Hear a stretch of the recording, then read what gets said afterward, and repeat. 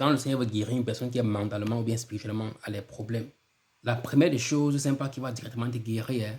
Il va te présenter une personne qui est déjà guérie, bien qui est presque guérie, et une personne qui est purement malade, mentalement et spirituellement, que tu peux avoir à l'œil nu que la personne a des problèmes.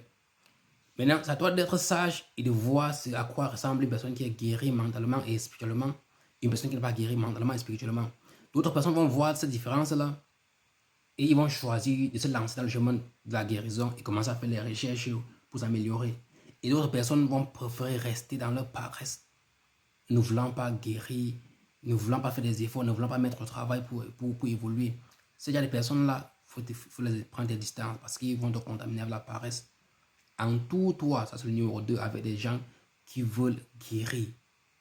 Des gens qui veulent devenir la meilleure version d'eux-mêmes tous les jours. Toi, celui-là qui est suffisant avec le petit qu'il en a, tu vas être suffisant avec le petit que tu en as pour le restant de ta vie. Mais si tu veux évoluer et avoir des grandes réalisations, entoure-toi avec les personnes qui ont des grands projets, des grandes réalisations et qui travaillent sur ça ardemment.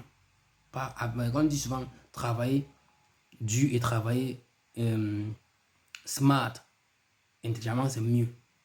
Ok, quand tu connais, contrôles ton énergie, tu auras l'avantage sur le terrain. Donc, quand le Seigneur relance ce chemin de la guérison comme ça, quand le Seigneur t'a présenté ces deux personnes, tu as fait ton choix, si tu es dédié et tu mets le temps au travail, le Seigneur enverra les gens dans ton chemin pour t'apprendre et pour t'aider à évoluer. Et aussi, le Seigneur va s'assurer que tu sois prêt pour ta destinée. Il y en a d'autres personnes maintenant qui sont à mesure d'évoluer seules dans le chemin de guérison pour être des leaders.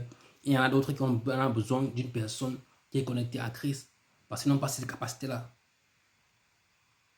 C'est pour ça que ce n'est pas tout le monde qui est prophète, ce n'est pas tout le monde qui est apôtre. Parce que ce n'est pas tout le monde qui a la capacité d'avoir une relation intense, d'être un porteur de la présence du Seigneur.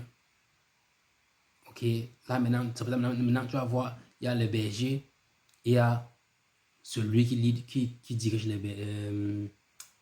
Il veut dire, il y a le mouton et maintenant il y a un berger. Le berger, c'est celui qui comment dire, elle dit, c'est moi qui dis ça comment. Elle m'excuser, j'ai pas envie de dire ça en anglais.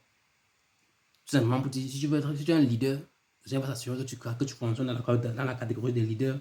Et si tu es celui-là qui a besoin d'être entouré de ceux-là qui sont leaders pour te sentir à l'aise, il va s'assurer que tu sois entouré d'eux. Mais une fois que le Seigneur t'a repéré, il va te mettre là où ça te convient.